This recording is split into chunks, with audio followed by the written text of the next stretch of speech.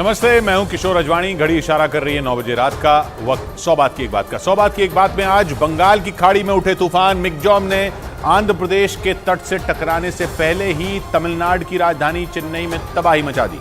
मुंबई हमलों के आरोपी और पाकिस्तान की जेल में बंद आतंकी साजिद मीर को जेल में ही जहर देकर मारने की कोशिश की गई, जिससे पाकिस्तान की खुफिया एजेंसी ISI के होश उड़ गए।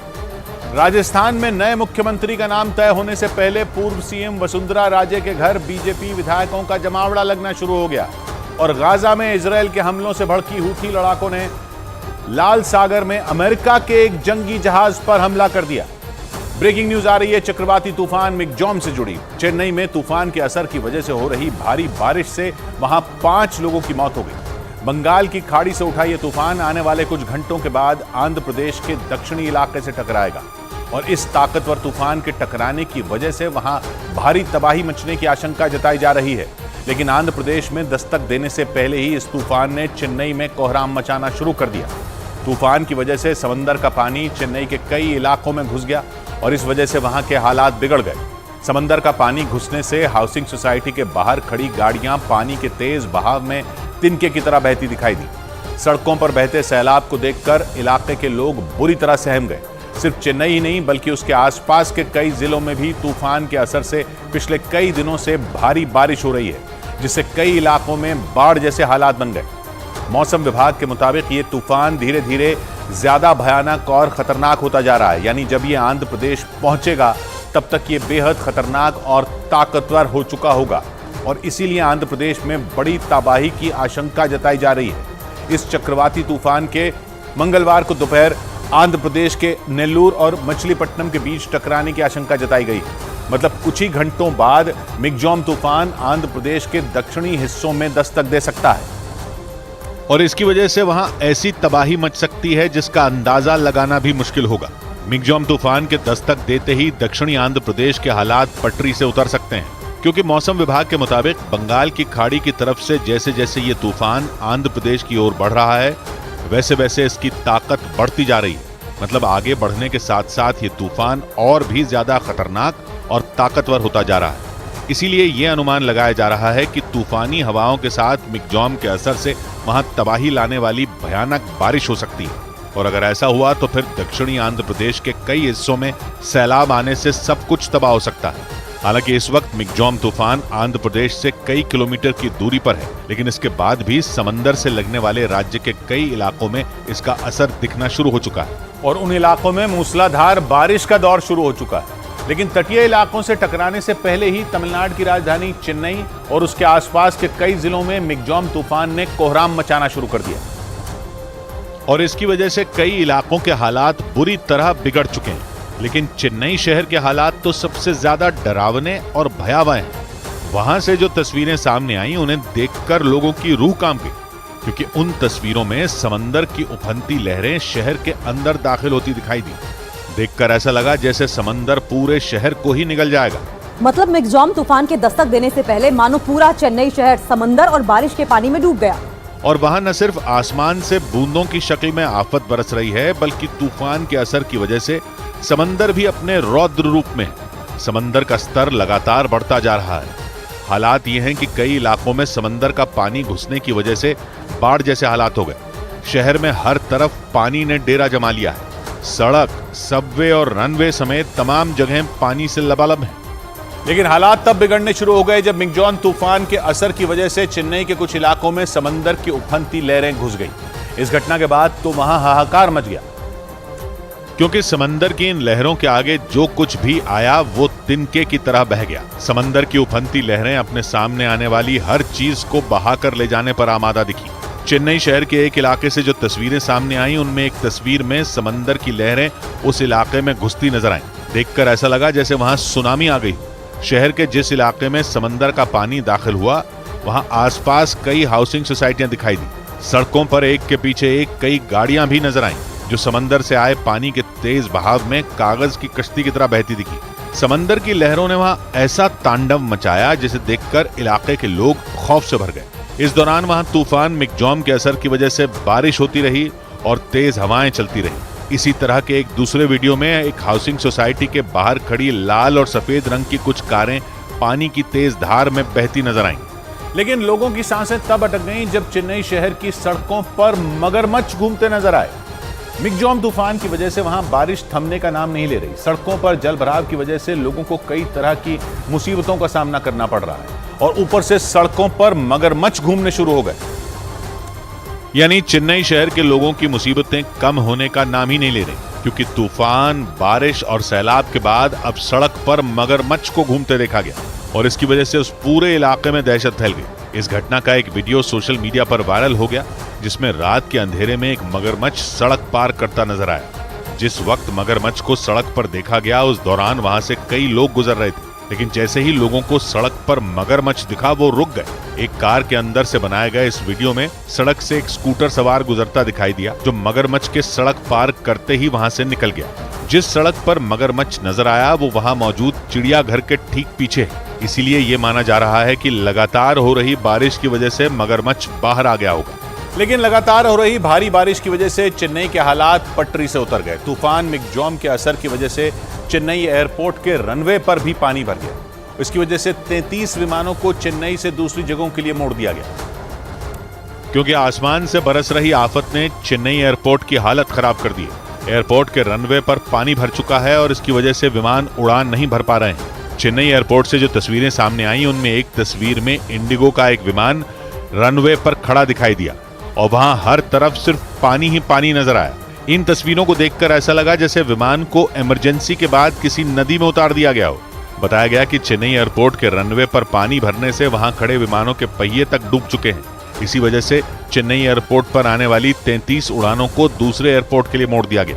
मौसम के बिगड़े मिजाज को देखते हुए वहां 70 से ज्यादा उड़ानें रद्द कर दी गईं, जिससे विमानों में सफर करने वाले लोगों को काफी दिक्कतों का सामना करना पड़ा। और तूफान मिगजॉम के असर की वजह से हो रही मूसलाधार बारिश से चेन्नई शहर के कई इलाकों में कमर तक पानी भर चुका है। पानी भरने की वजह से कुछ इलाके तो टापू में तब्दील हो गए, लेकिन समंदर के किनारे मौजूद इलाकों का हाल और भी ज्यादा डरावना है, क्योंकि समंदर का पानी आने से कुछ इलाके डूब गए। वहां की एक हाउसिंग सोसाइटी से जो तस्वीर सामने आई, उसमें बिल्डिंग के बेसमेंट में खड़ी गाड़ियां पानी में डूबी नजर आई। इसी तरह की डरावनी तस्वीरें चेन्नई के अलग अलग इलाकों से आई। वहां से आई एक तस्वीर में पानी से भरी एक सड़क पर कुछ लोग बंद हो चुकी एक बस को धक्का देते दिखे। शहर के एक दूसरे इलाके से आए एक वीडियो में सड़क पर बारिश का पानी सैलाब की तरह बहता नजर आया। शहर के कई इलाकों में कमर तक पानी भर चुका है और इस वजह से वहां रहने वाले लोगों की मुसीबत बढ़ गई। चेन्नई में मिगजॉम तूफान का असर दिखाना शुरू हो गया है। यहाँ आज सुबह से लगातार बारिश हो रही है। रेल की पटरियों पर भी बारिश के पानी ने कब्जा जमा लिया और इसकी वजह से ट्रेनों की आवाजाही बुरी तरह प्रभावित हुई। खबर है कि भारी बारिश और पटरियों के डूबने से वहां चलने वाली कई ट्रेनें रद्द कर दी गईं। लेकिन बंगाल की खाड़ी से उठे मिगजॉम तूफान की वजह से चेन्नई में नहीं, बल्कि तमिलनाडु के कई दूसरे जिलों में भी भयानक बारिश हो रही है और इसकी वजह से वहां भी हालात खराब होते जा रहे हैं, क्योंकि मूसलाधार बारिश से निचले इलाके पूरी तरह डूब चुके हैं। मतलब चेन्नई के अलावा आसपास के कई जिलों में मिगजॉम तूफान ने कोहराम मचा रखा है। तमिलनाडु के जिन जिलों में तूफान की वजह से बारिश हो रही है, उनमें पहला नाम चेन्नई है। इसके अलावा चेंगलपट्टू, कांचीपुरम, नागपट्टनम, कुडलोर और तिरुवल्लूर में आसमान से आफत बरस रही है। बारिश के साथ साथ तूफानी हवाओं ने भी लोगों का जीना मुहाल कर दिया। इसी वजह से प्रशासन ने इन जिलों में लोगों को घरों से बाहर नहीं निकलने की सलाह दी। इसके अलावा कुछ जिलों में प्रशासन ने सार्वजनिक छुट्टी का ऐलान कर दिया। बिगड़ते हालात को देखते हुए प्रशासन ने प्राइवेट कंपनियों को घर से काम करने की सुविधा देने के निर्देश दे दिए और तो और किसी भी तरह के हालात से निपटने के लिए एनडीआरएफ और एसडीआरएफ की कई टीमों को तैनात कर दिया गया, ताकि वक्त रहते किसी भी तरह के हालात से निपटा जा सके। क्योंकि मौसम विभाग ने चेन्नई और उसके आसपास के कई जिलों में अगले 24 घंटों के लिए भारी से बहुत भारी बारिश होने की चेतावनी जारी की। जबकि मिगजॉम तूफान के असर की वजह से पिछले कुछ दिनों से चेन्नई समेत कई इलाकों में भारी बारिश हो रही है, लेकिन मौसम विभाग ने अगले 24 घंटों के लिए एक बार फिर तमिलनाडु के इन जिलों में भारी से बहुत भारी बारिश का अलर्ट जारी कर दिया। मौसम विभाग के मुताबिक बंगाल की खाड़ी से उठा मिगजॉम तूफान मंगलवार दोपहर तक दक्षिणी आंध्र प्रदेश के तटीय इलाके से टकराएगा। इस दौरान वो चेन्नई और दूसरे कई जिलों के पास से होकर गुजरेगा। हालांकि इस वक्त ये तूफान चेन्नई से करीब 100 किलोमीटर की दूरी पर है, लेकिन जैसे जैसे ये पास आता जाएगा इसका असर भी बढ़ता जाएगा। इसी वजह से मौसम विभाग ने चेन्नई और उसके आसपास के कई जिलों में मूसलाधार बारिश की चेतावनी जारी कर दी। आशंका जताई जा रही है कि भारी बारिश होने से चेन्नई के हालात और भी बुरे हो सकते हैं। हालांकि राज्य सरकार ने इस मुसीबत से निपटने के लिए एनडीआरएफ और एसडीआरएफ के साथ सेना को भी उतार दिया है, ताकि हालात बिगड़ने पर लोगों को सुरक्षित जगहों पर ले जाया जा सके। लेकिन डरावने वाली बात यह है कि मिगजॉम तूफान की वजह से समंदर का स्तर लगातार बढ़ता जा रहा है। मौसम विभाग से मिली जानकारी के मुताबिक तमिलनाडु के महाबलीपुरम में समंदर में पानी का स्तर 5 फीट तक बढ़ चुका है और इसी वजह से यह आशंका जताई जा रही है कि इस शहर पर बहुत बड़ा खतरा मंडरा रहा है, क्योंकि अगर मिगजॉम तूफान के गुजरने तक समंदर का स्तर ऐसे ही बढ़ता रहा तो फिर उसका पानी महाबलीपुरम में घुस जाएगा और उस वजह से वहां भयानक तबाही मच सकती है। समंदर का पानी शहर में घुसने का मतलब एक तरह की सुनामी से, क्योंकि अगर ऐसा हुआ तो फिर समंदर की लहरों के आगे जो कुछ भी आएगा तबाह हो जाएगा। लेकिन परेशानी यह है कि सिर्फ महाबलीपुरम ही नहीं बल्कि कई दूसरे शहरों में भी समंदर का स्तर करीब 5 फीट तक बढ़ चुका है। इसी वजह से इन शहरों को हाई अलर्ट पर रखा गया है। हालात की गंभीरता को देखते हुए मछुआरों और पर्यटकों के समंदर के किनारे पर जाने पर पाबंदी लगाई गई।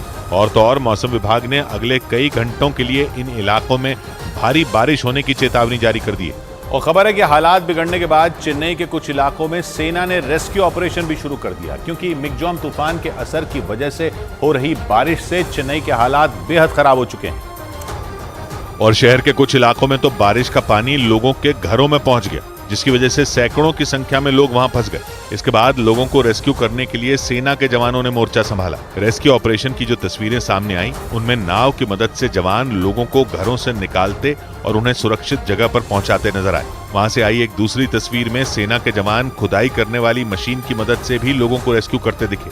इस दौरान कई जवान सड़क पर कमर तक भरे पानी में उतरकर लोगों को बचाने की कोशिश करते नजर आए। भारी बारिश की वजह से उन इलाकों में मौजूद घर आधे पानी में डूब चुके थे। ऐसे में सेना ने नाव के सहारे लोगों को घरों से निकाला और सेना की गाड़ी में बैठाकर सुरक्षित जगहों पर ले गए।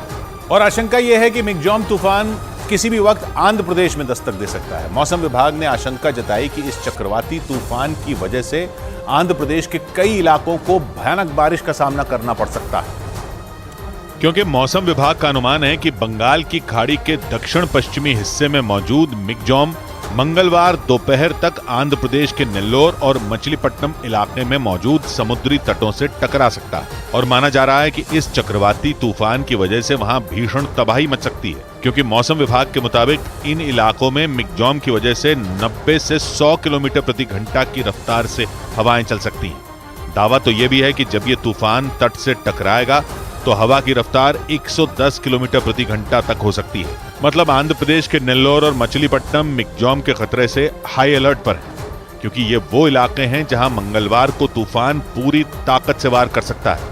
और इसी आशंका को देखते हुए पूरे आंध्र प्रदेश में अलर्ट जारी कर दिया गया। ऐसा इसलिए क्योंकि मौसम विभाग का मानना है कि दोपहर को वहां तेज बारिश लोगों की मुसीबत बढ़ा सकती है, इसलिए वहां पहले से ही तैयारियां पुख्ता कर ली गई। मौसम विभाग ने जो एडवाइजरी जारी की उसके मुताबिक नेल्लोर और मछलीपट्टनम के आसपास के इलाके में मिगजॉम तबाही का कारण बन सकता है। आशंका जताई जा रही है कि मिगजॉम की वजह से वहां बेहद तेज हवाएं चलेंगी, जिनकी वजह से समुद्री तटों के आसपास बड़ा नुकसान हो सकता है। इसके अलावा वहां घरों और ऊंची इमारतों में भी टूट फूट की आशंका जताई जा रही है। साथ ही ये डर भी है कि तेज बारिश की वजह से कई इलाकों में लैंडस्लाइड यानी जमीन धंसने की घटनाएं भी दिख सकती हैं। और इसी वजह से वहां एनडीआरएफ और एसडीआरएफ की टीम को हाई अलर्ट पर रखा गया, ताकि तूफान की वजह से राज्य को ज्यादा नुकसान न हो। मौसम विभाग की सलाह पर वहां के स्कूलों में छुट्टी घोषित करने के साथ ही सरकार ने मछुआरों और नाविकों के इस दौरान समंदर के आसपास जाने पर भी रोक लगा दी।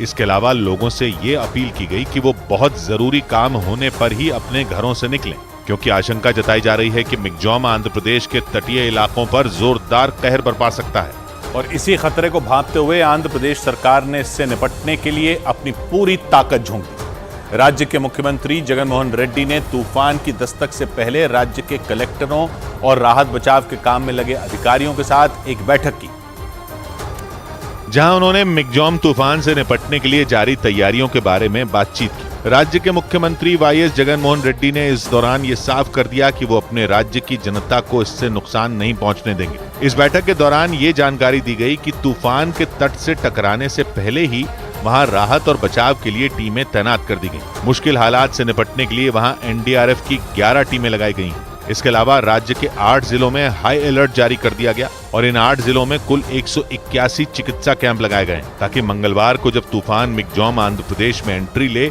तो उससे होने वाले नुकसान को जितना हो सके उतना कम किया जा सके। लेकिन इस ताकतवर तूफान से हो रही तबाही के बीच इसके असर के साथ इसके नाम पर भी चर्चा हो रही है, क्योंकि इस तूफान का नाम विश्व मौसम विज्ञान संगठन ने मिगजॉम रखा और जानकारी के मुताबिक बंगाल की खाड़ी के इलाके में उठे इस चक्रवाती तूफान को मिगजॉम नाम म्यांमार ने दिया, जो ताकत और लचीलेपन के मिश्रण को दिखाता है। मतलब कोई ऐसी चीज जो बेहद ताकतवर होने के साथ ही लचीली भी हो। मौसम विभाग का मानना है कि मिगजॉम एक बेहद खतरनाक और ताकतवर तूफान हो सकता है जो भारत के समुद्री तटों पर कहर बरपा सकता है। लेकिन ये जिस रफ्तार से आगे बढ़ रहा है और जैसा इसका रास्ता है उसे देखकर ये अंदाजा लगाया जा रहा है कि ये लचीला भी है। मतलब हवा की रफ्तार और दबाव की वजह से ये अपना रास्ता बदल भी सकता है। और यही वजह है कि विश्व मौसम विज्ञान संगठन ने इस तूफान का नाम मिगजॉम रखा और ये नाम म्यांमार के सुझाव पर रखा गया। हालांकि इस तूफान के नाम को अंग्रेजी में MICHAUNG लिखा जा रहा है, लेकिन म्यांमार में इस शब्द को मिगजॉम बोला जाता है, इसलिए इस तूफान को मिगजॉम बोला जा रहा है। मतलब इस तूफान का नाम भी ठीक उसी प्रक्रिया के तहत रखा गया जैसे इससे पहले आए तूफानों के नाम रखे गए। असल में विश्व मौसम विज्ञान संगठन ने तूफानों के नाम रखने की एक पूरी प्रणाली बनाई हुई है। हिंद महासागर, अरब सागर, बंगाल की खाड़ी के इलाके में तूफानों को नाम देने का नाम इस समुद्री इलाके में मौजूद 13 देश मिलकर करते हैं और हर बार चक्रवाती तूफान की दस्तक से पहले इन्हीं देशों के बताए नामों में कोई एक नाम चुना जाता है। इसके लिए 13 देशों का एक समूह बनाया गया। इस संगठन में भारत समेत बांग्लादेश, मालदीव, म्यांमार, श्रीलंका, सऊदी अरब, UAE, कतर और यमन जैसे देश शामिल हैं। इस संगठन का हर देश 13 नामों की एक लिस्ट तैयार करता है। ये 13 नाम उस देश की किसी जगह, कोई आदमी या फिर किसी बड़ी घटना से जुड़े हो सकते हैं और फिर जब कोई तूफान आता है तो जिस देश की बारी होती है उसकी लिस्ट में एक नाम उस तूफान के लिए तय कर दिया जाता है। मतलब इस इलाके में आने वाले हर तूफान का नाम इन 13 देशों के सुझाव पर रखा जाता है। और इस बार म्यांमार की लिस्ट से इस तूफान के लिए मिगजॉम नाम चुना गया। इससे पहले जून में आए तूफान बिपरजॉय का नाम बांग्लादेश के नामों की लिस्ट से लिया गया था और ये वही बिपरजॉय तूफान था जिसने अरब सागर के रास्ते भारत के गुजरात में दस्तक दी थी। इसी साल जून में आए ये तूफान अब तक का सबसे भीषण चक्रवाती तूफान था, जिसने एक ही झटके में पूरे गुजरात का हुलिया बिगाड़ कर रख दिया। अरब सागर से उठा बिपरजॉय तूफान 15 जून को भारत के समुद्री तट से टकराया था, जिसके बाद पूरे गुजरात में इतनी तेज रफ्तार से हवाएं चली थीं जैसे पहले कभी नहीं चली। इस तूफान का असर यह हुआ था कि गुजरात समेत उत्तर भारत के कई राज्यों में कई दिनों तक मूसलाधार बारिश हुई थी। गुजरात के कच्छ और द्वारका में इसकी सबसे बुरी मार दिखी थी। यहाँ पर हवाओं की रफ्तार काफी ज्यादा है और अपने आप को संभालना बेहद मुश्किल हो रहा है। जून में गुजरात में आया ये तूफान इतना खतरनाक था कि खेत, खलिहान, घर, दुकान सब बर्बाद हो गए और आशंका जताई जा रही है कि मिगजॉम भी आंध्र प्रदेश और तमिलनाडु के लिए उतना ही खतरनाक साबित हो सकता है जितना गुजरात के लिए बिपरजॉय था। उधर बड़ी खबर आई पाकिस्तान से। वहां जेल के अंदर भारत के दुश्मन आतंकी को किसी ने जहर देकर मारने की कोशिश की। मुंबई हमलों के मुख्य साजिशकर्ताओं में एक आतंकी साजिद मीर को वहां की डेरा गाजी खां जेल में बेहोशी की हालत में पाया गया, जिसके बाद हड़कंप मच गया। जानकारी मिलते ही पाकिस्तान की सेना और खुफिया एजेंसी ISI के अफसर डेरा गाजी खां जेल पहुंच गए। आनन फानन में आतंकी साजिद मीर को पाकिस्तानी सेना के हेलीकॉप्टर से बहावलपुर के सेना के अस्पताल पहुंचाया गया। खबरों के मुताबिक साजिद मीर को जेल के अंदर खाने में जहर मिलाकर देने का शक है। पाकिस्तान की खुफिया एजेंसी के अफसर जेल में खाना बनाने वाले एक रसोइये की तलाश में जुटे हैं, क्योंकि मुंबई में 26/11 जैसे हमले की साजिश रचने वालों में एक साजिद मीर को कुछ दिन पहले ही पाकिस्तान की लाहौर की जेल से डेरा गाजी खान की जेल लाया गया था और जानकारी के मुताबिक जेल में उसके लिए रहने और खाने का अलग से इंतजाम खुद ISI ने करवाया था। लेकिन जैसे ही जेल में साजिद मीर को जहर दिए जाने की खबर पाकिस्तान की सेना और ISI को लगी, हड़कंप मच गया। पाकिस्तान की सेना हेलीकॉप्टर के जरिए उसे बहावलपुर के सैन्य अस्पताल ले गई, क्योंकि उसकी हालत बिगड़ती ही जा रही थी। शुरुआती जांच में जानकारी मिली कि आतंकी साजिद मीर को कोई जहरीली चीज खाने में मिलाकर दी गई। पाकिस्तान की खुफिया एजेंसी आईएसआई ने डेरा गाजी खान जेल के एक रसोइये की भूमिका को संदिग्ध मानते हुए उसकी तलाश शुरू कर दी और गंभीर हालत में बहावलपुर के सैन्य अस्पताल में भर्ती आतंकी साजिद मीर का इलाज शुरू करा दिया। खबरों के मुताबिक जिस रसोइये पर आईएसआई को शक है वो बीते 1 साल से डेरा गाजी जेल में काम कर रहा था और साजिद मीर समेत तमाम कैदियों के लिए खाना बनाता था। खबरों के मुताबिक भारत को 26/11 जैसे हमले का जख्म देने वाला साजिद मीर पाकिस्तानी खुफिया एजेंसी आईएसआई का बहुत ही चहेता आतंकी है। इसीलिए उसकी जान बचाने के लिए आईएसआई ने सेना के हेलीकॉप्टर और अस्पताल का इंतजाम करवा दिया। यानी भारत के दुश्मन के आगे पाकिस्तान किसी ढाल की तरह खड़ा है और उसे बचाने की तमाम कोशिश कर रहा है। साजिद मीर को 2020 में पाकिस्तान में गिरफ्तार किया गया।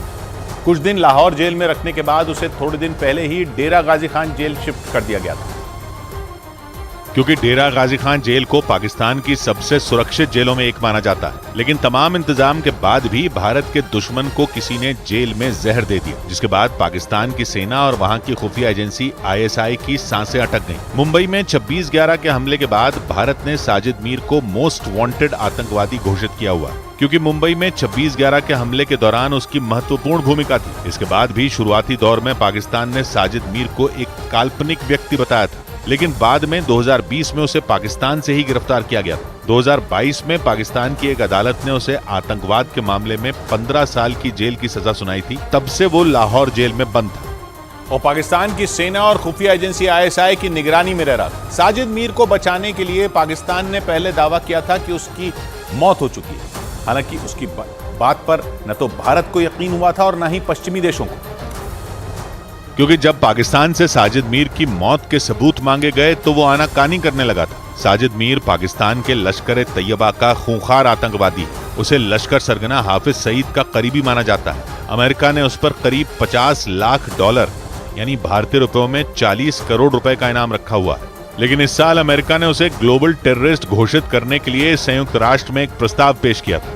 तब चीन ने उसे ग्लोबल टेररिस्ट घोषित होने से बचा लिया था और अमेरिका के उस प्रस्ताव पर संयुक्त राष्ट्र में वीटो का इस्तेमाल कर दिया था, जिसकी वजह से पाकिस्तानी आतंकी साजिद मीर को ग्लोबल टेररिस्ट नहीं घोषित किया जा सका था।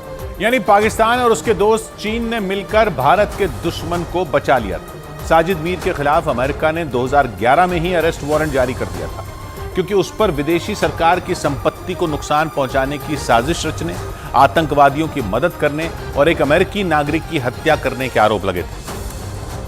लेकिन हर बार पाकिस्तान चीन की मदद से अपने चहेते आतंकवादी को बचाता रहा। साजिद मीर पाकिस्तान सेना के एक रिटायर्ड वरिष्ठ अधिकारी का दामाद है और 1994 से ही सक्रिय तौर पर लश्कर तैयबा से जुड़ा है। इस बात के भी सबूत हैं कि पाकिस्तानी मूल के अमेरिकी नागरिक और आतंकवादी डेविड कोलमन हेडली को भी उसी ने लश्कर में भर्ती किया था। साजिद मीर पाकिस्तान में बैठे दाऊद इब्राहिम गिरोह और आतंकवादी संगठनों के बीच एक मुख्य कड़ी भी है। 2020 में भारत ने पाकिस्तान से साजिद को सौंपने की मांग की थी, लेकिन पाकिस्तान ने तब कोई जवाब नहीं दिया था। लेकिन जेल में साजिद मीर को मारने की कोशिश से पूरे पाकिस्तान में दहशत फैल गई, क्योंकि पिछले कुछ महीनों में पाकिस्तान में एक के बाद एक कई आतंकियों की हत्या हो चुकी है और इसी वजह से वहां छिपकर बैठे दूसरे आतंकियों को भी जान जाने का डर सताने लगा, क्योंकि 5 महीने के अंदर पाकिस्तान में शरण लिए हुए भारत के 3 दुश्मनों की हत्या हो चुकी है। अक्टूबर में पाकिस्तान के सियालकोट में आतंकी शाहिद लतीफ को गोली मार दी गई थी। वो 2016 में पठानकोट एयरबेस पर हुए हमले का मास्टरमाइंड था। इससे पहले 6 मई को लाहौर में कुछ लोगों ने खालिस्तान समर्थक परमजीत सिंह पंजवार को छलनी कर दिया था। वहीं 4 मार्च को मोस्ट वांटेड आतंकी सैयद नूर शलोबर पर भी गोलियां चली थी। उससे पहले 26 फरवरी को आतंकी संगठन अल बद्र के पूर्व कमांडर सैयद खालिद रजा को भी इसी तरह मारा गया था, जबकि 20 फरवरी को हिजबुल मुजाहिदीन के बशीर अहमद पीर पर भी फायरिंग की गई थी। लेकिन पिछले 11 महीनों में पाकिस्तान में मौजूद कई आतंकियों को गोली मारकर मौत की नींद सुला दिया गया, जिससे वहां मौजूद आतंकी संगठन समेत पाकिस्तान की खुफिया एजेंसी ISI के भी हाथ पांव फूल गए, क्योंकि पाकिस्तान में छिपे आतंकियों की हत्याओं का तकरीबन एक ही तरह का पैटर्न यानी तरीका था। जानकारी के मुताबिक फरवरी से लेकर अब तक पाकिस्तान में जिन आतंकियों की हत्याएं हुई उन सबको करीब एक ही तरीके से मौत के घाट उतारा गया, जिसका मतलब यह हुआ कि ये सारी आतंकी एक ही प्लान के तहत मारे गए। और इसी बात ने पाकिस्तान की खुफिया एजेंसी ISI के पैरों तले जमीन खिसका दी, क्योंकि फरवरी से अब तक मारे गए सभी आतंकियों की मौत एक ही तरह से हुई। पाकिस्तान के अलग अलग शहरों में मारे गए आतंकियों को अज्ञात हमलावरों ने गोली मारी। उन सभी घटनाओं में हमलावर मोटरसाइकिल से आए थे और फिर अपने टारगेट पर गोलियां बरसाकर वहां से फरार हो गए। जबकि आईएसआई के अधिकारी दावा करते हैं कि उनके एजेंट पाकिस्तान के चप्पे चप्पे पर मौजूद हैं। लेकिन पिछले 9 महीने में एक ही प्लान के तहत पाकिस्तान में मौजूद आतंकियों के सफाये का ऑपरेशन जारी है। फिर भी पाकिस्तान की खुफिया एजेंसी इसका तोड़ निकालने में पूरी तरह फेल साबित हुई। बड़ी खबर आई गाजा पर इजरायल के बहुत बड़े हमले से जुड़ी। इजरायल की सेना ने गाजा के दूसरे बड़े शहर खान यूनिस पर जोरदार हमले किए।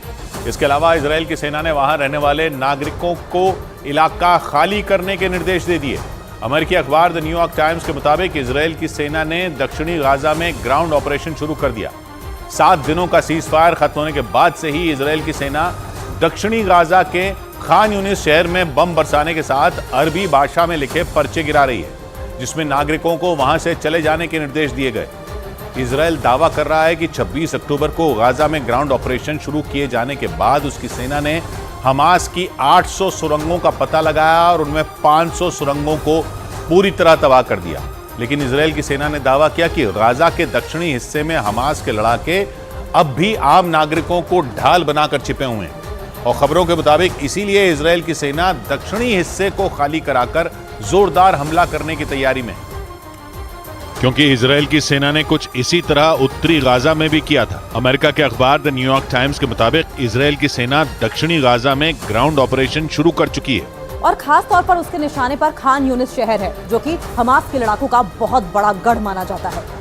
न्यूयॉर्क टाइम्स के मुताबिक इजरायल की सेना ने बीते 3 दिन में दक्षिणी गाजा में रफा बॉर्डर से लेकर खान यूनिस शहर तक 200 से ज्यादा हमले किए। द न्यूयॉर्क टाइम्स के मुताबिक हमले करने के साथ ही इजरायल की सेना ने खान यूनिस और उसके आसपास के इलाकों को खाली करने के निर्देश दिए। वहां अरबी भाषा में जो पर्चे गिराए गए उनमें लोगों को दक्षिण में रफा या दक्षिण पश्चिम में समंदर से लगे तटीय इलाकों में चले जाने का आदेश दिया गया, जिसके बाद वहां रह रहे लोगों और शरणार्थियों की सांसें अटक गईं, क्योंकि दक्षिणी गाजा वो इलाका है जहां उत्तरी गाजा पर इजरायल के ग्राउंड ऑपरेशन से पहले लाखों लोग पलायन करके पहुंचे थे।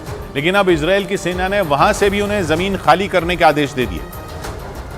यानी दक्षिणी गाजा के शहरों में रहने वाले लोगों के सामने आगे कुआं और पीछे खाई वाली स्थिति है, क्योंकि अगर वो इजरायल की सेना के आदेशों का पालन नहीं करते हैं तो इजरायल दक्षिणी गाजा में ही उनकी कब्र बना देगा, और अगर वो दक्षिणी गाजा से पलायन करते हैं तो गाजा में उनके भागने के लिए कोई जगह नहीं बची है, क्योंकि इजरायल की वायुसेना पूरे गाजा को निशाना बनाकर हवाई हमले कर रही है।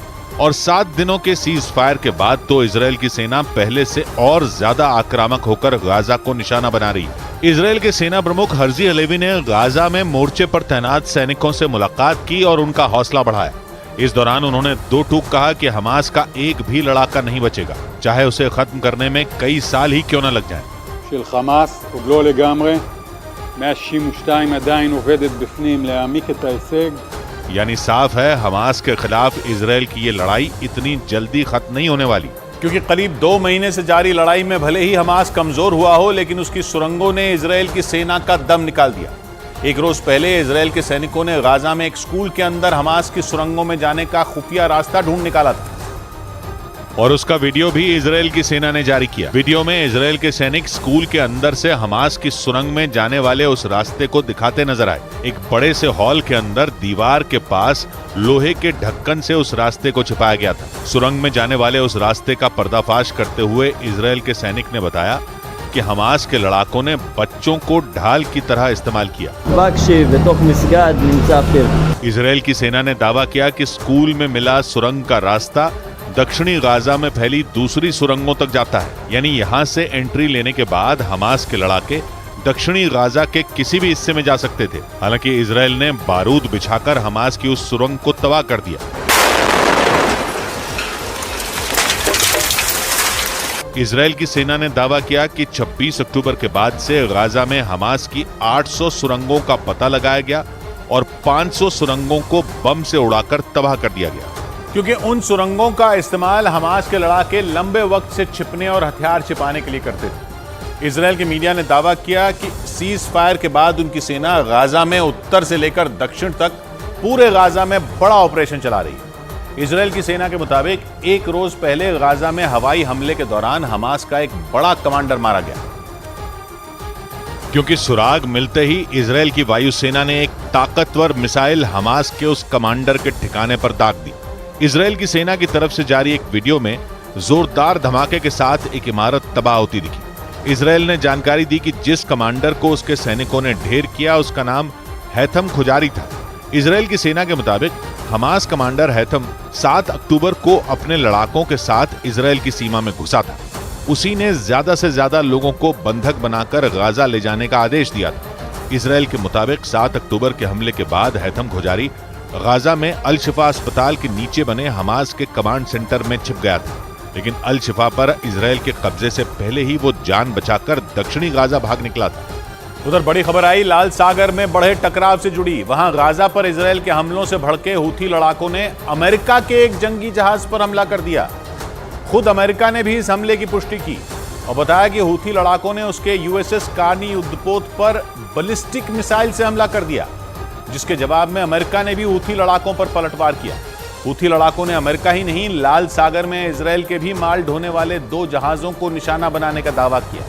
यही नहीं, हूथी लड़ाकों के हमले में इजरायल के एक जहाज को नुकसान पहुंचाने की खबरें भी सामने आई। गाजा पर इजरायल के हमलों के विरोध में ईरान समर्थित हूथी लड़ाकों ने लाल सागर में इजरायल और अमेरिका की नाक में दम कर रखा है, लेकिन अमेरिका के जंगी जहाज को टारगेट करके हूथी लड़ाकों ने उस इलाके में पहले से बढ़े तनाव को चरम पर पहुंचा दिया। हूथी लड़ाकों ने पिछले महीने भी लाल सागर में एक जहाज को हाईजैक कर लिया था और इजरायल को गाजा पर हमले रोकने की चेतावनी दी थी, लेकिन 7 दिन के सीज फायर के बाद इजरायल की सेना एक बार फिर पूरी ताकत के साथ गाजा पर टूट पड़ी, जिससे हूथी लड़ाके भड़क गए और उन्होंने लाल सागर में इजरायल और जंग में उसका साथ देने वाले अमेरिका के जहाजों को निशाना बनाया। अमेरिका के रक्षा विभाग पेंटागन ने भी अपने यूएसएस कार्नी युद्धपोत की ओर बैलिस्टिक मिसाइल दागे जाने की पुष्टि की। पेंटागन के मुताबिक उसके जंगी जहाज पर लाल सागर में बाबल मंदीब गलियारे के करीब हमला किया गया। ये गलियारा यमन और अफ्रीकी देश जिबूती को अलग करता है और अमेरिकी न्यूज चैनल CNN के मुताबिक यूएसएस कार्नी के वहां पहुंचते ही हूथी लड़ाकों ने उसकी ओर मिसाइल छोड़ दी। हालांकि दावा किया गया कि वो मिसाइल अपना निशाना चूक गई और अमेरिका के जंगी जहाज से कुछ दूर पहले ही गिर गई, जिसकी वजह से उसे कोई नुकसान नहीं पहुंचा। लेकिन हूथी लड़ाके यही नहीं रुके। अमेरिकी न्यूज चैनल CNN के मुताबिक अमेरिकी युद्धपोत पर हमले के आधे घंटे बाद ही हूथी लड़ाकों ने इजरायल के माल ढोने वाले 2 जहाजों पर भी मिसाइल और ड्रोन से हमला कर दिया, जिसमें इजरायल के एक जहाज को नुकसान पहुंचने की खबरें सामने आई। CNN के मुताबिक हूथी लड़ाकों ने बाबल मंदेब गलियारे से गुजर रहे इजरायल के यूनिटी एक्सप्लोरर और नंबर 9 नाम के जहाजों को रुकने की चेतावनी दी, लेकिन दावा किया गया कि चेतावनी के बावजूद जब वो नहीं रुके तो हूथी लड़ाकों ने इजरायली जहाजों पर ताबड़तोड़ मिसाइलें और कई ड्रोन छोड़ दिए। CNN के मुताबिक इस दौरान वहां गश्त कर रहे अमेरिका के जंगी जहाज यूएसएस कार्नी ने हूथी लड़ाकों की ओर से छोड़ी गई मिसाइलों और ड्रोन को अपने रडार पर पकड़ लिया और फौरन एक्शन लेते हुए 3 ड्रोन और 1 मिसाइल हवा में बर्बाद कर दी। लेकिन खबरों के मुताबिक हूथी लड़ाकों की दागी गई एक मिसाइल इजरायल के नंबर 9 जहाज पर जा गिरी, जिसकी वजह से उसे काफी नुकसान पहुंचा। हालांकि इस हमले में किसी के भी घायल होने की खबर नहीं आई। लेकिन इन हमलों के बाद अमेरिका गुस्से से आग बबूला हो गया। उसने हूथी लड़ाकों के साथ उनकी मदद करने वाले ईरान को भी आड़े हाथ लिया और 2 टूक कह दिया कि लाल सागर में ईरान के इशारे पर फैलाए जा रहे इस आतंक का फन कुचलने के लिए अमेरिका सख्त से सख्त कदम उठाएगा। पेंटागन ने आरोप लगाया कि ईरान समर्थित लड़ाकों ने माल ढोने वाले जहाजों को निशाना बनाकर अंतर्राष्ट्रीय व्यापार और समुद्री सुरक्षा को खतरे में डालने का काम किया, क्योंकि अफ्रीका और एशिया को अलग करने वाला लाल सागर हिंद महासागर में एंट्री का रास्ता खोलता है, जो दुनिया के सबसे व्यस्त समुद्री रास्तों में एक है और वहां से हर साल करीब 17,000 जहाज गुजरते हैं, जिसका मतलब यह हुआ कि रोजाना करीब 50 जहाज लाल सागर से गुजरते हैं और इनमें इजरायल और अमेरिका के जहाज भी शामिल हैं। लेकिन हूथी लड़ाकों के एक्शन से साफ है कि वहां आने वाला कोई भी जहाज खतरे से खाली नहीं है, क्योंकि पिछले महीने भी हूथी लड़ाकों ने लाल सागर के रास्ते तुर्की से भारत आ रहे एक जहाज को हाईजैक कर लिया था और करीब 15 दिन बीतने के बाद भी उस जहाज को छुड़ाया नहीं जा सका और ना ही हूथी लड़ाके उसे छोड़ने को राजी हैं, क्योंकि उनका दावा है कि 19 नवंबर को अगवा किया गया गैलेक्सी लीडर नाम का जहाज इजरायल का है। हालांकि इजरायल उस जहाज को अपना मानने से इनकार कर चुका है, लेकिन इसके बावजूद हूथी लड़ाकों ने गैलेक्सी लीडर जहाज और उस पर काम करने वाले 25 कर्मचारियों को अब तक अपने कब्जे में रखा है और इसी बीच लाल सागर में दोबारा उनका एक्शन दिखाई दिया। इजरायल के जहाजों को निशाना बनाने के बाद हूथी लड़ाकों ने एक बार फिर इजरायल को ललकारा। सफीनत नंबर 9 हयथु तम इस्तिहदाफ सफीनत अल-ऊला, यानी गाजा में हमास के लड़ाकों से निपटने में जुटे इजरायल के लिए लाल सागर में भी मुश्किलें बढ़ गईं, क्योंकि हूथी लड़ाकों ने धमकी दी कि आने वाले दिनों में वो इजरायल के जहाजों का लाल सागर से निकलना तक मुहाल कर देंगे।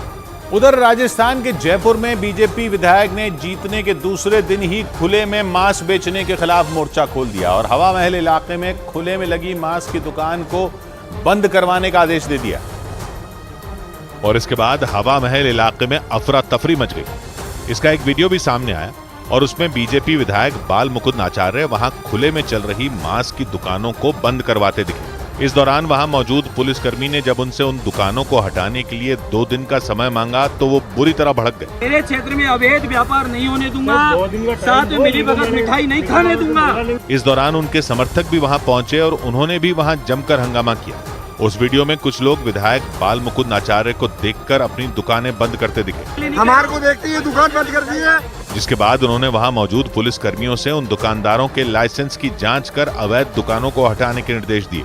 क्योंकि चुनाव जीतते ही बीजेपी विधायक बाल मुकुंद आचार्य ने खुले में मांस की बिक्री के खिलाफ अभियान छेड़ दिया और उन्होंने आरोप भी लगाया कि कई लोग बिना लाइसेंस के खुले में मांस बेच रहे हैं और उसकी वजह से वहां से गुजरने वाले लोगों को दिक्कतों का सामना करना पड़ रहा है। बीजेपी विधायक बाल मुकुंद आचार्य ने कहा कि उन्हें मांस की बिक्री से नहीं बल्कि बिना लाइसेंस के खुले में मांस बेचने से दिक्कत है। जिनके पास में लाइसेंस नहीं है वो अवैध बूचड़खाने चला रहे हैं, उन पर कार्रवाई करो, ये निवेदन हमने किया। लेकिन उनके इस एक्शन को हवा महल इलाके में मौजूद दुकानदारों ने गलत बताया और आरोप लगाया कि बाल मुकुंद आचार्य मुसलमानों को निशाना बना रहे हैं। तो आप सबके हक में बात करें, ना कि सिर्फ एक ही समुदाय को जो है टारगेट किया जाए। इस पर सफाई देते हुए बाल मुकुंद आचार्य ने सभी आरोपों को गलत बता दिया और साफ कर दिया कि वो पूरे जयपुर में अवैध तरीके से चल रही मांस की दुकानों को बंद करवा कर रहेंगे। बाल मुकुंद आचार्य एक रोज पहले ही जयपुर की हवा महल विधानसभा सीट से चुनाव जीते हैं और चुनाव जीतते ही वो एक्शन मोड में नजर आए। बाल मुकुंद आचार्य को बीजेपी ने जयपुर की हवा महल विधानसभा सीट से टिकट दिया था और वहां कांग्रेस उम्मीदवार आर तिवारी को 600 वोटों से हराकर वो पहली बार विधायक बन गए। बाल मुकुंद आचार्य जयपुर के हाथोज धाम के महंत हैं और उनकी जीत के लिए हिंदुओं के पलायन के मुद्दे को अहम माना जा रहा है, क्योंकि पिछले दिनों हवा महल विधानसभा क्षेत्र में हिंदुओं के पलायन का मुद्दा सुर्खियों में आया था। दावा किया गया था कि वहां कई मकानों पर हिंदुओं के पलायन के पोस्टर लगे थे और कई हिंदू मुस्लिमों को अपने मकान बेचकर चले गए थे और उस वक्त बाल मुकुंद आचार्य ने हिंदुओं का समर्थन करते हुए कांग्रेस सरकार को घेरा था। उधर राजस्थान में बीजेपी की जीत के बाद वसुंधरा राजे को एक बार फिर मुख्यमंत्री बनाने की मांग उठने लगी। वसुंधरा राजे को मुख्यमंत्री पद की रेस में एक अहम चेहरा बताया जा रहा है। यही वजह है कि नतीजा आते ही वसुंधरा राजे के घर सियासी हलचल तेज हो गई। उनके घर पर बीजेपी विधायकों का पहुंचना शुरू हो गया और एक एक कर बीजेपी विधायक वसुंधरा राजे से मिलने के लिए जाते दिखाई दिए। लेकिन असली कहानी तो विधायकों के वसुंधरा से मिलकर बाहर आने के बाद दिखाई दी, क्योंकि एक नहीं बल्कि उनसे मिलकर लौटे ज्यादातर विधायकों ने एक सुर में वसुंधरा राजे को मुख्यमंत्री बनाने की मांग कर दी। राजस्थान में जीत के बाद मुख्यमंत्री पद की रेस में वसुंधरा अकेला चेहरा नहीं है, बल्कि महंत बालकनाथ, गजेंद्र सिंह शेखावत, अर्जुन राम मेघवाल और दिया कुमारी समेत कई और बड़े नेताओं का नाम कुर्सी की रेस में बताया जा रहा है। यही वजह रहेगी वसुंधरा राजे के आवास पर करीब 30 विधायकों के पहुंचने को उनका शक्ति प्रदर्शन माना जा रहा है। ऐसी चर्चाएं तेज हो गईं कि विधायक दल की बैठक से पहले ही वसुंधरा राजे को मुख्यमंत्री बनाने की मांग करके विधायकों ने आलाकमान पर दबाव बनाना शुरू कर दिया, क्योंकि वसुंधरा के घर पहुंचे विधायकों का मानना है कि इस बार की जीत में वसुंधरा राजे की भी अहम भूमिका रही। उनका दावा है कि राजस्थान में कांग्रेस को हराने के लिए वसुंधरा राजे ने दिन रात एक कर दिया था और इसका अच्छा नतीजा उनके असर वाली सीटों पर देखने को मिला। अपनी सीट झालरापाटन पर तो वसुंधरा राजे ने 26,000 वोटों से बड़ी जीत दर्ज की ही, लेकिन उनका प्रभाव दूसरी कई सीटों पर भी बताया जाता है। राजस्थान में 199 में 42 सीटें ऐसी बताई जाती हैं जिन पर वसुंधरा राजे का दबदबा माना जाता है। इन 42 सीटों में बीजेपी को 22 सीटें मिली, जो पिछली बार से भी 3 सीट ज्यादा है। यानी वसुंधरा राजे ने अपनी असर वाली सीटों पर पिछली बार से बेहतर प्रदर्शन किया। इसीलिए माना जा रहा है कि उनके समर्थक विधायक मुख्यमंत्री पद के लिए खुलकर वसुंधरा राजे का नाम ले रहे हैं। 5 बार विधायक और 5 बार लोकसभा सांसद रही वसुंधरा राजे 2 बार राजस्थान की सीएम रह चुकी हैं। साल 2003 में उनके नेतृत्व में 120 सीटें आई थी, तो साल 2013 में उन्होंने 163 सीटों के साथ बीजेपी को बम्पर जीत दिलाई थी। और इसी का जिक्र करते हुए उनके दरवाजे पर पहुंचे विधायकों ने वसुंधरा राजे को कुर्सी सौंपने की मांग कर दी। हालांकि वसुंधरा राजे के घर पर भले ही विधायकों का जमावड़ा लग रहा हो, मुख्यमंत्री पद की रेस में एक और नाम तेजी से उभरा है। राजस्थान के अलवर से सांसद महंत बालक नाथ को सीएम पद का प्रबल दावेदार माना जा रहा है। और उनके दिल्ली आते ही सियासी गलियारों में यह चर्चा तेज हो गई कि राजस्थान में उनकी ताजपोशी हो सकती है। हालांकि महंत बालक नाथ के मुताबिक वो नतीजे के एक दिन बाद ही शीतकालीन सत्र शुरू होने की वजह से दिल्ली आए। उनके नाम पर इतनी बड़ी जीत हुई है, आज हम सब लोग सत्र के दौरान उनके आगमन पर उनको बधाई भी देंगे। राजस्थान के अगले मुख्यमंत्री बनाए जाने पर महंत बालक नाथ ने न तो इनकार किया और न ही सीएम की कुर्सी पर दावा ठोका। माननीय प्रधानमंत्री जी के नेतृत्व में और उनके मार्गदर्शन में ही हमारी पार्टी कार्य करती है। राजस्थान में वोट डाले जाने के बाद से ही महंत बालक नाथ का नाम सीएम पद की दौड़ में आ गया था। ऐसा कहा जाने लगा कि बीजेपी राजस्थान में भी उत्तर प्रदेश वाला प्रयोग ही दोहराना चाहती है। उसने यूपी में 2017 में कट्टर हिंदूवादी छवि के नेता और सांसद योगी आदित्यनाथ के हाथ में राज्य की कमान सौंपी थी और दावा किया जा रहा है कि अब राजस्थान में भी बीजेपी महंत बालक नाथ को कुर्सी सौंप सकती है, क्योंकि माना जा रहा है कि महंत बालक नाथ की कट्टर हिंदूवादी छवि का फायदा बीजेपी को लोकसभा चुनावों में भी हो सकता है।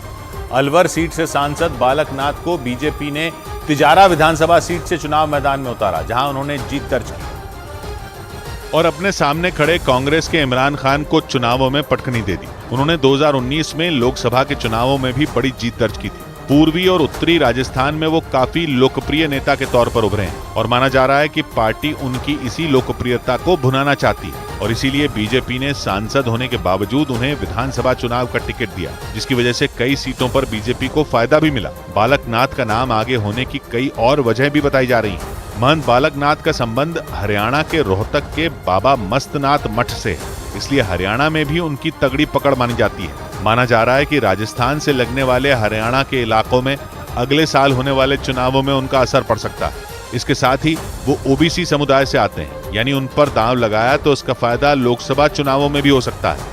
उधर एक और बड़ी खबर आई, राजस्थान के पूर्व मुख्यमंत्री अशोक गहलोत से जुड़ी। चुनाव के नतीजों के एक दिन बाद ही अशोक गहलोत के ओएसडी रहे लोकेश शर्मा ने उनके खिलाफ एक चिट्ठी लिखी, जिस पर बवाल मच गया। ऐसा इसलिए क्योंकि इस चिट्ठी में उन्होंने राजस्थान में कांग्रेस की हार के लिए सीधे सीधे अशोक गहलोत को जिम्मेदार ठहरा दिया। उन्होंने तो ये तक कह दिया कि अगर कांग्रेस आलाकमान वक्त रहते अशोक गहलोत की जगह सचिन पायलट को मुख्यमंत्री बना देती तो चुनाव के नतीजे पलट सकते थे। मतलब राजस्थान में चुनाव के नतीजों के आते ही अशोक गहलोत के खिलाफ आवाज उठने लगी और उन पर पहला निशाना किसी और ने नहीं बल्कि उन्हीं के ओएसडी लोकेश शर्मा ने साधा। उन्होंने आरोप लगाया कि राजस्थान में कांग्रेस की हार के लिए सिर्फ और सिर्फ अशोक गहलोत ही जिम्मेदार हैं।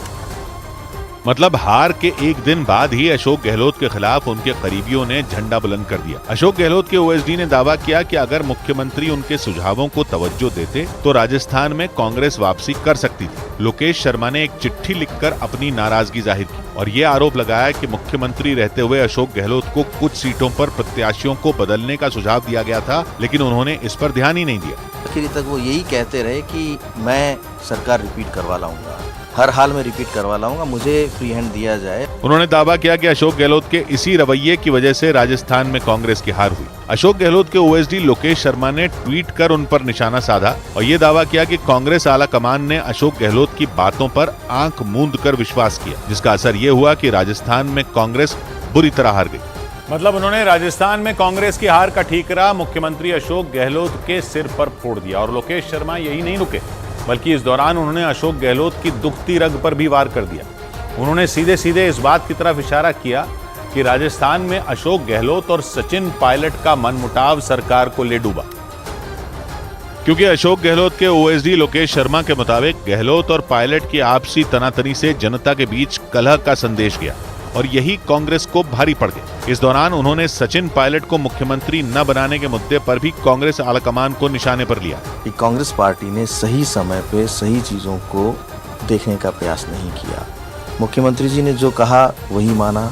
राजस्थान में मुख्यमंत्री पद को लेकर 2018 से ही खींचतान जारी थी। यहाँ तक कि कई बार सचिन पायलट ने भी उन्हें मुख्यमंत्री न बनाए जाने पर नाराजगी जाहिर की थी। कुछ महीनों पहले तो उन पर ये आरोप भी लगे थे कि उन्होंने विधायकों को बरगलाने की कोशिश की। हालांकि उस दौरान कांग्रेस आलाकमान ने इस मामले में बीच बचाव कर गहलोत और पायलट की उस लड़ाई को शांत करा लिया था। लेकिन अब लोकेश शर्मा के इस आरोप के बाद इस बात की चर्चा तेज हो गई कि गहलोत के इशारों पर ही पायलट को साइडलाइन किया गया था और जानकारों का मानना है कि राज्य के दो बड़े नेताओं की आपसी कलह ही राजस्थान में कांग्रेस के लिए भारी पड़ गई। और जैसे ही अशोक गहलोत के ओएसडी लोकेश शर्मा ने उन पर यह चिट्ठी बम फोड़ा, राजस्थान कांग्रेस में भूचाल आ गया। इसके बाद सचिन पायलट भी इशारों में उनका समर्थन करते नजर आए। उन्होंने इस बात पर हामी भरी कि कांग्रेस आलाकमान को सिर्फ अशोक गहलोत की बातों पर ध्यान देना भारी पड़ गया, क्योंकि सचिन पायलट ने भी कई बार इस बात की तरफ इशारा किया था कि राज्य में कांग्रेस की स्थिति इतनी मजबूत नहीं है जितनी गहलोत बता रहे थे। हालांकि इस मामले में उनके और कांग्रेस आलाकमान के बीच तलवारें खिंचती भी नजर आई थी।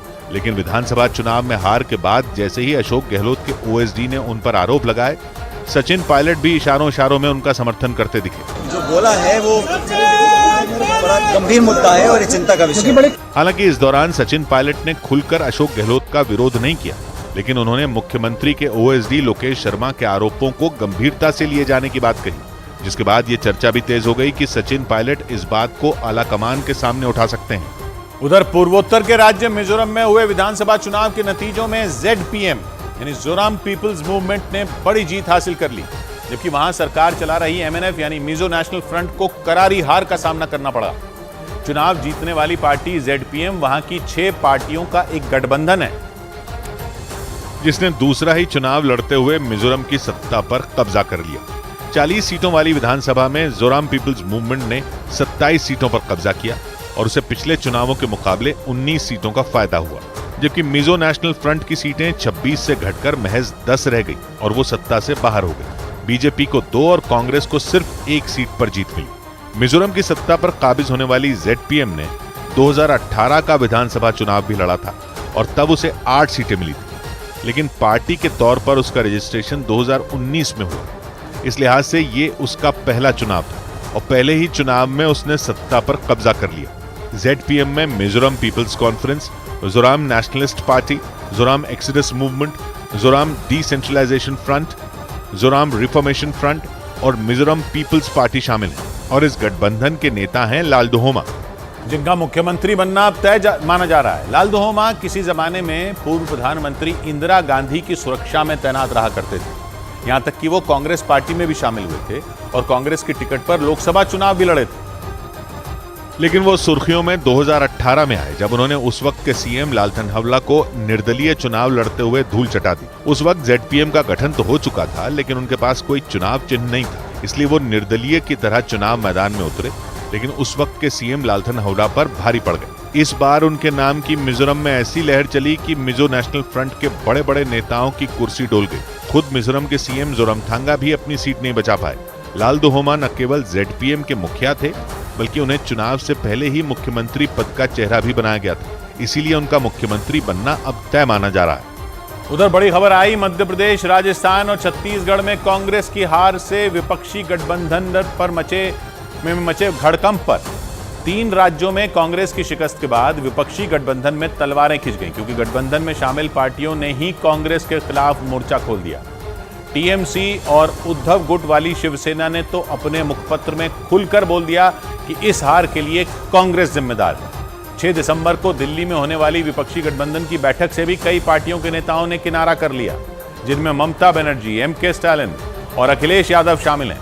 माना जा रहा है कि ये नेता कांग्रेस से नाराज हैं, क्योंकि ममता बनर्जी ने आरोप लगाया कि कांग्रेस ने दूसरी पार्टियों से सीट शेयरिंग पर बात ही नहीं की, जिसका नतीजा ये हुआ कि कांग्रेस को 3 राज्यों में हार का सामना करना पड़ा और इसीलिए 3 राज्यों में कांग्रेस की हार के बाद विपक्षी गठबंधन में तलवारें खिंच गईं। खबर आई कि विपक्षी गठबंधन में शामिल कई पार्टियां कांग्रेस पर भड़की हुई हैं। नौबत यह आ गई कि 6 दिसंबर को दिल्ली में होने वाली बैठक से कई विपक्षी पार्टियों ने किनारा कर लिया, क्योंकि कांग्रेस के सहयोगी ही उस पर भड़क गए।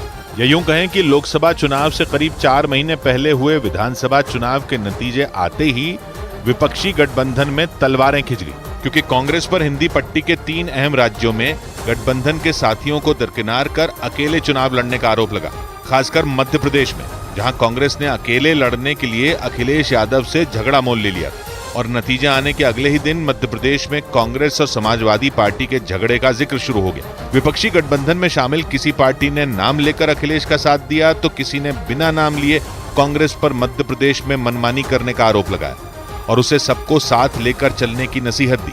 अगर आपको ये गठबंधन आगे लेकर जाना है तो पार्टी छोटी हो या बड़ी हो, अपने राज्य में सबको साथ लेकर हम चले। माना जा रहा है कि कांग्रेस के रुख की वजह से ही कई पार्टियों ने उसे तेवर दिखाने शुरू कर दिए और 6 दिसंबर को दिल्ली में होने वाली विपक्षी गठबंधन की बैठक में शामिल नहीं होने का फैसला किया, क्योंकि ये बैठक कांग्रेस अध्यक्ष मल्लिकार्जुन खड़गे ने बुलाई।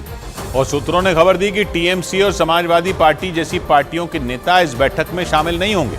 वो अलग बात है कि इन पार्टियों ने बैठक में शामिल नहीं होने के अलग अलग कारण दिए, लेकिन माना जा रहा है कि ये पार्टियां कांग्रेस को अपनी नाराजगी दिखा रही हैं, क्योंकि पटना, बेंगलुरु और मुंबई में हुई विपक्षी गठबंधन की बैठक में ये नेता शामिल हुए थे। पटना की बैठक में तो ममता और अखिलेश ने राहुल गांधी के साथ मंच तक साझा किया था। बेंगलुरु और मुंबई की बैठक में भी विपक्ष ने एकता दिखाई थी, लेकिन विधानसभा चुनाव में कांग्रेस की 3 राज्यों में हार के बाद उसके अपने दोस्तों ने ही उसे आंखें दिखानी शुरू कर दी।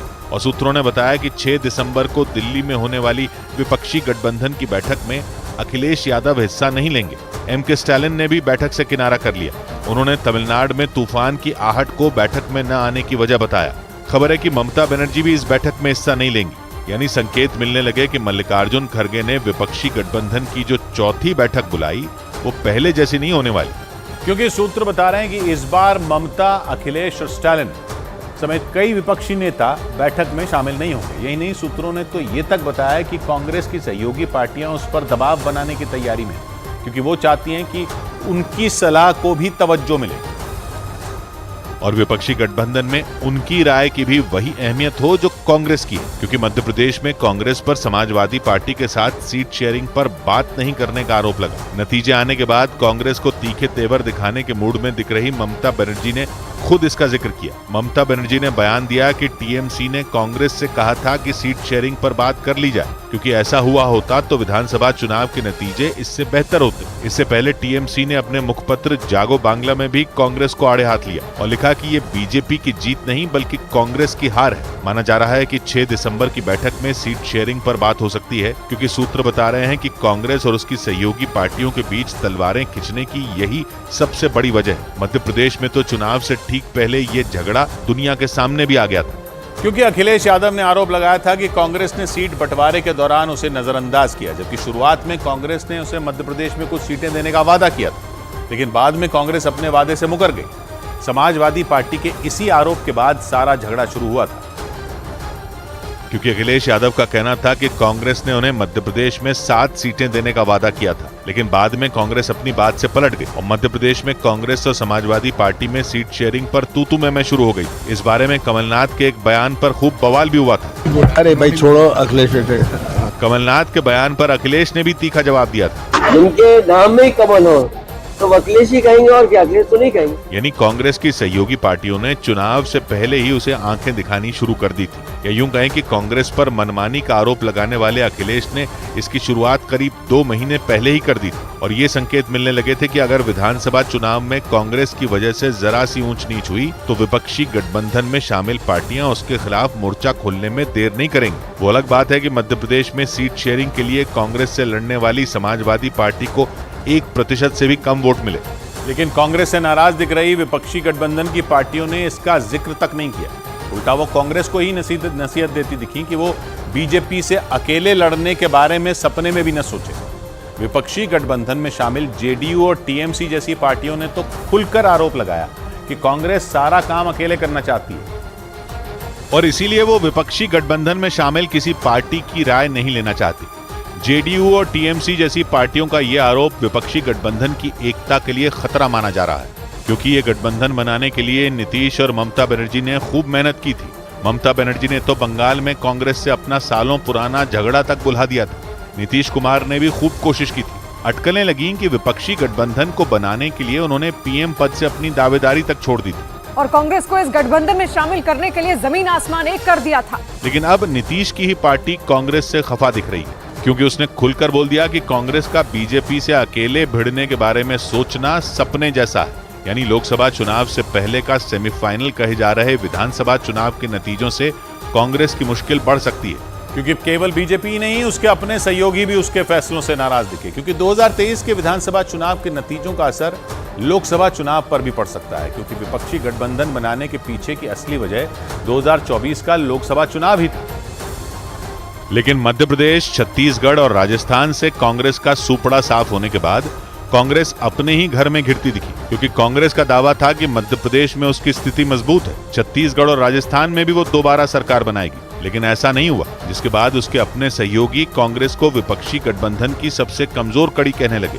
नेशनल कॉन्फ्रेंस को तो कांग्रेस के मौजूदा प्रदर्शन की वजह से 2024 की चिंता सताने लगी। अगर आगे जाके भी यही हाल रहेगा तो हम शायद बच नहीं पाएंगे। यानी 3 अहम राज्यों में हार के बाद कांग्रेस की भूमिका पर उसी के सहयोगियों ने सवाल उठाए, या यूं कहें कि उन्होंने कांग्रेस पर दबाव बनाने की तैयारी कर ली, क्योंकि उन्हें लोकसभा चुनाव की चिंता है, क्योंकि विपक्षी गठबंधन बना ही इसलिए था और विधानसभा चुनाव में कांग्रेस का प्रदर्शन उम्मीदों के मुताबिक नहीं रहा। 2 राज्यों में तो उसके हाथों से बीजेपी ने सत्ता ही छीन ली, जिसके बाद कांग्रेस की सहयोगी पार्टियों ने ही उस पर उंगली उठा दी। ममता हो या अखिलेश, सभी ने तलवारें खींच ली और कांग्रेस पर दबाव बनाकर अपनी बात मनवाने की तैयारी करते दिखे, क्योंकि इन पार्टियों को लगता है कि मध्य प्रदेश, छत्तीसगढ़ और राजस्थान से कांग्रेस की हार की वजह केवल और केवल उसकी मनमानी है। It's time to break free. Break away to the greens. Start again and just let it all go. With JK Tyre's Ranger 80. JK Tyre, total control. ये नया इंडिया, नए नजरिए का इंडिया, जहां लोगों का नंबर 1 भरोसा बनता है वो जो उनके मुद्दे, उनकी आवाज निडर होकर उठाता है, लोगों की नंबर 1 पसंद बनता है वो जो सिर्फ रफ्तार नहीं, जिम्मेदारी पर भी विश्वास रखता है। देश का नंबर 1 न्यूज चैनल बनता है वो जो देश हित और जनहित दोनों को सर्वोपरि समझता है। न्यूज़ 18 इंडिया, नए इंडिया का नया नंबर 1 न्यूज चैनल।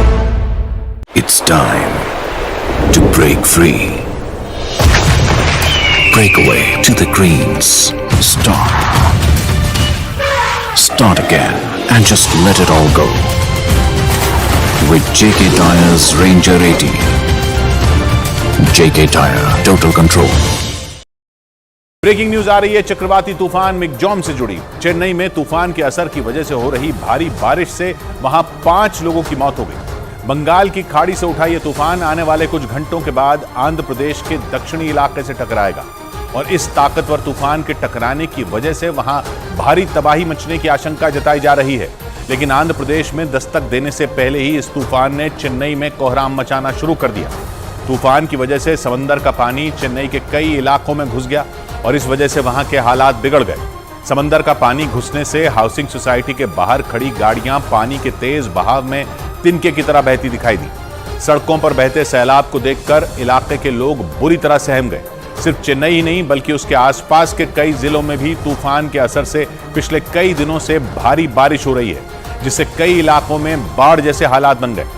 मौसम विभाग के मुताबिक ये तूफान धीरे धीरे ज्यादा भयानक और खतरनाक होता जा रहा है, यानी जब ये आंध्र प्रदेश पहुंचेगा तब तक ये बेहद खतरनाक और ताकतवर हो चुका होगा और इसीलिए आंध्र प्रदेश में बड़ी तबाही की आशंका जताई जा रही है। इस चक्रवाती तूफान के मंगलवार को दोपहर आंध्र प्रदेश के नेल्लूर और मछलीपट्टनम के बीच टकराने की आशंका जताई गई है। मतलब कुछ ही घंटों बाद मिगजॉम तूफान आंध्र प्रदेश के दक्षिणी हिस्सों में दस्तक दे सकता है और इसकी वजह से वहां ऐसी तबाही मच सकती है जिसका अंदाजा लगाना भी मुश्किल होगा।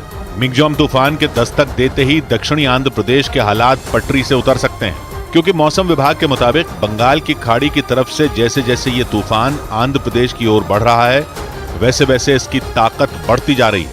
मतलब आगे बढ़ने के साथ साथ ये तूफान और भी ज्यादा खतरनाक और ताकतवर होता जा रहा है। इसीलिए ये अनुमान लगाया जा रहा है कि तूफानी हवाओं के साथ मिगजॉम के असर से वहां तबाही लाने वाली भयानक बारिश हो सकती है और अगर ऐसा हुआ तो फिर दक्षिणी आंध्र प्रदेश के कई हिस्सों में सैलाब आने से सब कुछ तबाह हो सकता है। हालांकि इस वक्त मिगजॉम तूफान आंध्र प्रदेश से कई किलोमीटर की दूरी पर है, लेकिन इसके बाद भी समंदर से लगने वाले राज्य के कई इलाकों में इसका असर दिखना शुरू हो चुका है और उन इलाकों में मूसलाधार बारिश का दौर शुरू हो चुका है। लेकिन तटीय इलाकों से टकराने से पहले ही तमिलनाडु की राजधानी चेन्नई और उसके आसपास के कई जिलों में मिगजॉम तूफान ने कोहराम मचाना शुरू कर दिया और इसकी वजह से कई इलाकों के हालात बुरी तरह बिगड़ चुके हैं। लेकिन चेन्नई शहर के हालात तो सबसे ज्यादा डरावने और भयावह हैं। वहां से जो तस्वीरें सामने आई उन्हें देखकर लोगों की रूह कांप गई, क्योंकि उन तस्वीरों में समंदर की उफनती लहरें शहर के अंदर दाखिल होती दिखाई दी। देखकर ऐसा लगा जैसे समंदर पूरे शहर को ही निगल जाएगा। मतलब मिगजॉम तूफान के दस्तक देने से पहले मानो पूरा चेन्नई शहर समंदर और बारिश के पानी में डूब गया। और वहां न सिर्फ आसमान से बूंदों की शक्ल में आफत बरस रही है, बल्कि तूफान के असर की वजह से समंदर भी अपने रौद्र रूप में है। समंदर का स्तर लगातार बढ़ता जा रहा है। हालात ये हैं कि कई इलाकों में समंदर का पानी घुसने की वजह से बाढ़ जैसे हालात हो गए। शहर में हर तरफ पानी ने डेरा जमा लिया है। सड़क, सबवे और रनवे समेत तमाम जगहें पानी से लबालब हैं। लेकिन हालात तब बिगड़ने शुरू हो गए जब मिगजॉम तूफान के असर की वजह से चेन्नई के कुछ इलाकों में समंदर की उफनती लहरें घुस गई।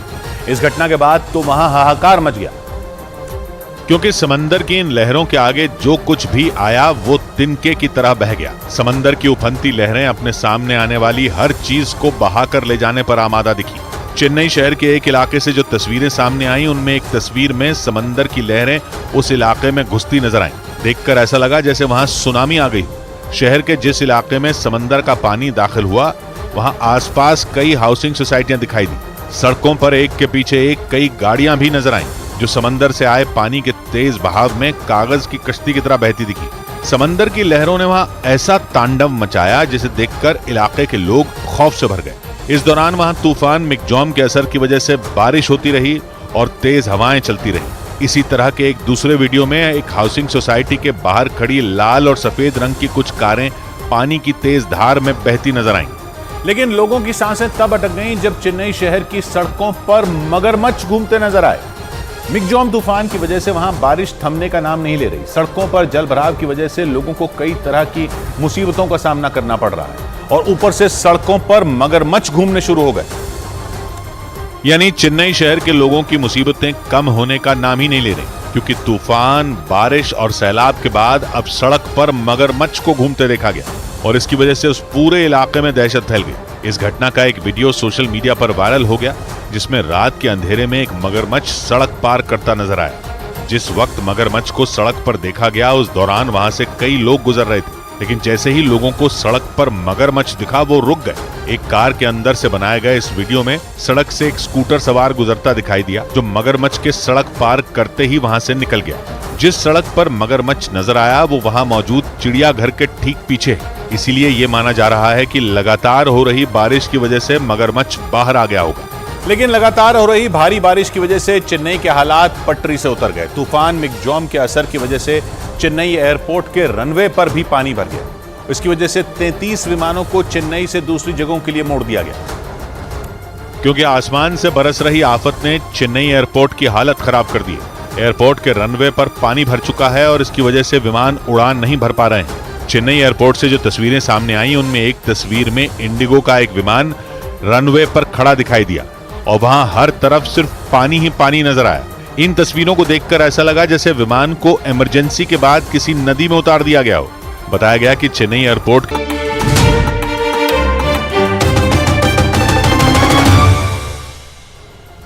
बड़ी खबर आई अमेरिका और उत्तर कोरिया में बड़े तनाव से जुड़ी। दावा किया गया कि उत्तर कोरिया ने अमेरिका को जंग की कड़ी चेतावनी दे डाली। यूरेशियन टाइम्स नाम की वेबसाइट के मुताबिक उत्तर कोरिया ने धमकी दी कि अगर अमेरिका ने उसकी जासूसी सैटेलाइट ऑपरेशन को रोकने की कोशिश की तो वो रुकने वाला नहीं है और इसका वो सख्ती से जवाब देगा।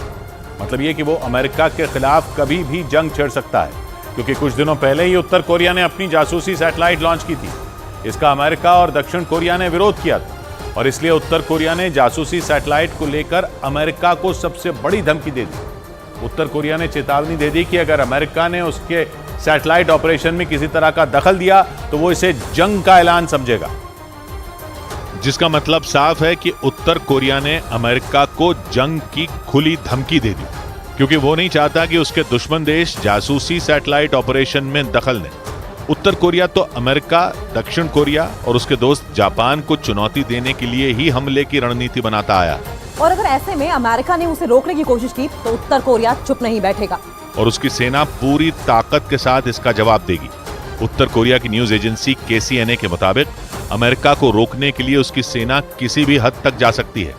यानी किम जोंग उन ने साफ इशारा कर दिया कि अगर अमेरिका ने अंतरिक्ष में उनके जासूसी सैटेलाइट ऑपरेशन के रास्ते में रुकावट पैदा की तो उसे इसका अंजाम भुगतना होगा। और ऐसे में उत्तर कोरिया और अमेरिका के बीच जंग छिड़ने का अंदेशा जताया जा रहा है, क्योंकि अमेरिका और दक्षिण कोरिया के जासूसी सैटेलाइट लॉन्च करने की वजह से उत्तर कोरिया भड़क गया।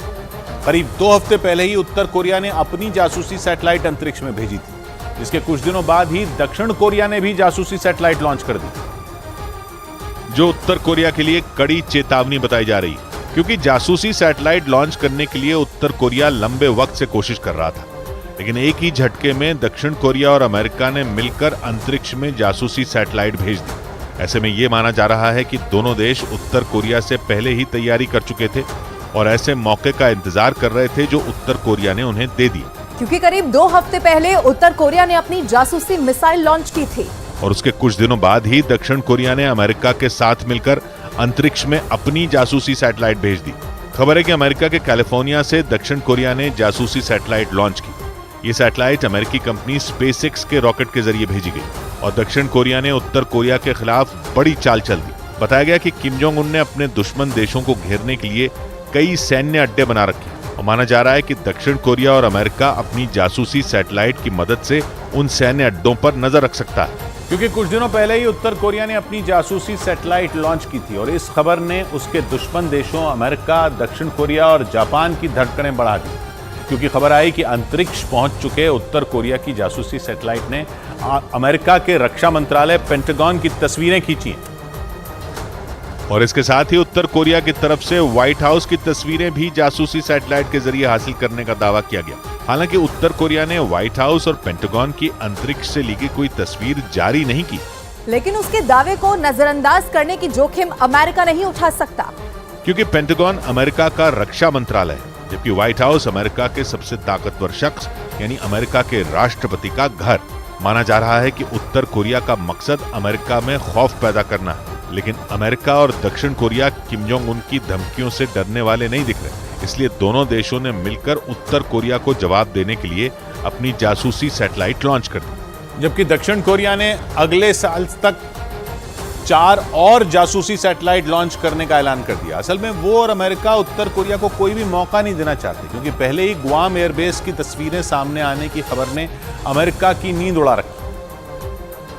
इसलिए अमेरिका और दक्षिण कोरिया उत्तर कोरिया को हर तरफ से घेरने में जुटे हैं। कुछ दिनों पहले खबर आई कि अंतरिक्ष में पहुंचा उत्तर कोरिया का जासूस अमेरिका के गुआम एयरबेस की संवेदनशील जानकारियां हासिल कर चुका है। दावा किया गया कि किम जोंग उन से मिल रही धमकियों से निपटने के लिए अमेरिका अपने गुआम एयरबेस को तैयार कर रहा था और ऐसे वक्त में उत्तर कोरिया का गुआम एयरबेस की जानकारियां हासिल करने का दावा करना अमेरिका के लिए बड़ी चुनौती मानी जा रही है। और अब इस हरकत से भड़का अमेरिका नहीं चाहता कि उत्तर कोरिया एक कदम भी आगे बढ़ाए।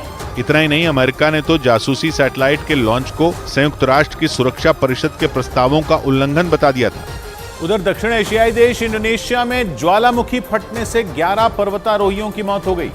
जानकारी के मुताबिक कुल 75 पर्वतारोही उस वक्त उस पहाड़ पर मौजूद थे जहां मारापी ज्वालामुखी में विस्फोट हुआ और जैसे ही विस्फोट हुआ 75 पर्वतारोहियों में 11 की मौत हो गई, जबकि कई लापता बताए गए। मारापी ज्वालामुखी में हुए विस्फोट का एक वीडियो भी सामने आया जिसमें आसमान से काले धुएं का गुबार उठता दिखा और उसे देखकर आसपास के लोग दहशत में आ गए। कई लोग इस खौफनाक मंजर को अपने फोन में रिकॉर्ड करते भी नजर आए। बताया गया कि वो सभी पर्वतारोही उस ज्वालामुखी को देखने के लिए गए थे, लेकिन तभी अचानक उसमें जोरदार विस्फोट हुआ और कई लोग उसकी जद में आ गए और उसके बाद वहां तलाशी अभियान चलाया गया और इस दौरान इस ज्वालामुखी के पास 3 पर्वतारोही जिंदा मिले जो विस्फोट की वजह से बुरी तरह घायल हो गए थे। और बताया गया कि वो ज्वालामुखी पिछले साल जनवरी महीने से ही सक्रिय था और इसीलिए जैसे ही उस ज्वालामुखी में विस्फोट हुआ उसकी राख आसपास के कई इलाकों तक फैल गई और उसकी वजह से मारापी ज्वालामुखी तक पहुंचने वाले रास्तों को बंद कर दिया गया। आशंका जताई जा रही है कि उस ज्वालामुखी से किसी भी वक्त लावा निकलना शुरू हो सकता है। एहतियातन मारापी ज्वालामुखी से 3 किलोमीटर दूर तक मौजूद सभी गांवों को खाली करवा दिया गया और प्रशासन ने लोगों से चश्मे पहनने की भी अपील की ताकि उस ज्वालामुखी से निकली राख से उनकी आंखों की सुरक्षा हो सके। जानकारी के मुताबिक साल 1979 में सुमात्रा प्रांत के इस ज्वालामुखी में भयंकर विस्फोट हुआ था और उसकी वजह से 60 लोगों की जान चली गई थी और इसीलिए जैसे ही इस ज्वालामुखी में अचानक विस्फोट हुआ, प्रशासन अलर्ट हो गया और राहत बचाव की तैयारियों में जुट गया। उधर गाजियाबाद में 30 नवंबर को हुए गैंगरेप के मामले में बड़ा पर्दाफाश हुआ। गाजियाबाद पुलिस ने दावा किया कि आरोपियों ने पीड़ित की सहेली को इसलिए छोड़ दिया क्योंकि वो उन्हीं की समुदाय से थी, लेकिन उन्होंने स्कूटर चलाना सीख रही उस लड़की का गैंगरेप किया।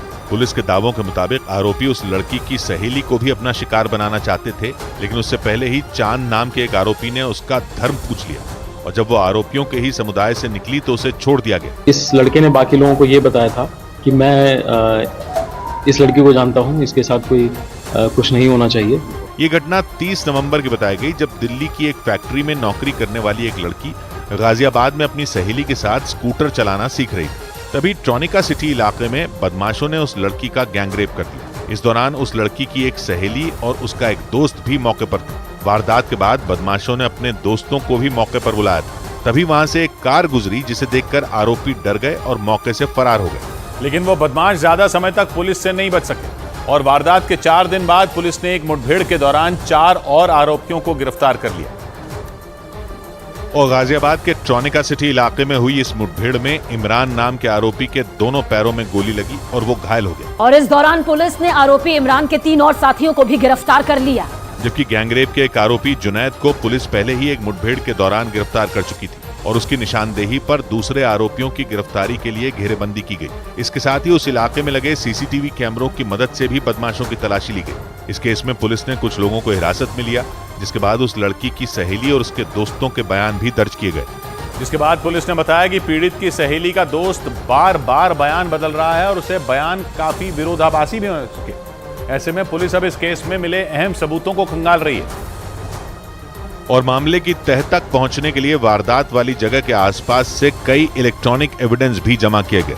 गैंगरेप की यह वारदात गाजियाबाद के ट्रॉनिका सिटी इलाके में 4 दिन पहले हुई बताई गई और पुलिस अब तक 5 आरोपियों को गिरफ्तार कर चुकी है, जिसमें 3 वो लोग हैं जिन पर आरोप है कि उन्होंने गैंगरेप को अंजाम दिया था। पीड़िता के साथ जो घटना करने वाले लोग हैं, जो गलत कार्य करने वाले लोग हैं, वो 3 हैं। उसके साथ साथ ये 2 लोग वहां पहुंचे थे। पुलिस के मुताबिक मौके पर मौजूद तीनों आरोपी इमरान, जुनैद और चांद ने इस वारदात को अंजाम दिया और फिर अपने 2 दोस्तों को भी मौके पर बुलाया था।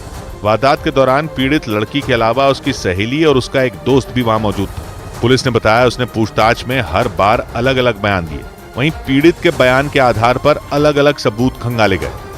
उधर ब्रेकिंग न्यूज आ रही है। विपक्षी गठबंधन की बैठक से जुड़ी खबर है कि दिल्ली में 6 दिसंबर को होने वाली बैठक से पहले कांग्रेस अध्यक्ष मल्लिकार्जुन खड़गे ने इस गठबंधन में शामिल कई नेताओं से बातचीत की। मल्लिकार्जुन खड़गे ने यह कदम तब उठाया जब विपक्षी गठबंधन की कई पार्टियों के नेताओं ने 6 दिसंबर की बैठक में शामिल न होने के संकेत दिए। इन पार्टियों में समाजवादी पार्टी, टीएमसी और डीएमके शामिल हैं। एक दिन बाद होने जा रही विपक्षी गठबंधन की इस 5वीं बैठक में कुछ पार्टियों के नेता शामिल नहीं होंगे, बल्कि उनकी जगह उनके प्रतिनिधि बैठक में हिस्सा लेंगे। अरुण सिंह हमारे साथ जुड़ रहे हैं। अरुण, तो अभी क्या होगा? इसमें आएंगे नेता, नहीं आएंगे? क्या कोशिश कर रही है कांग्रेस? देखिए, कांग्रेस तो ये कोशिश कर रही है कि जो 3 राज्यों में करारी हार हुई है उससे उबरने के लिए विपक्ष का सहारा ले, लेकिन विपक्षी दल भी ताक में बैठे थे। कांग्रेस ने काफी दिनों से उनसे संपर्क नहीं किया था। उनको एक नया मौका मिला था कि उनको दिखा सकें कि उनकी ताकत कितनी है। तो 6 दिसंबर को जो बैठक बुलाई गई थी, अब कांग्रेस ने कहा कि नहीं, ये तो छोटी बैठक थी, बड़ी बैठक बाद में बुलाई जाएगी। और तब कहा है जब ममता बनर्जी ने आने से इनकार कर दिया है। निश्चित रूप से विपक्ष के गठबंधन की एकता को लेकर गंभीर खतरा उत्पन्न हो गया और विपक्षी दलों में जो छोटे सहयोगी दल हैं वो कांग्रेस से नाराज हैं और कांग्रेस को आईना दिखाने की कोशिश करेंगे।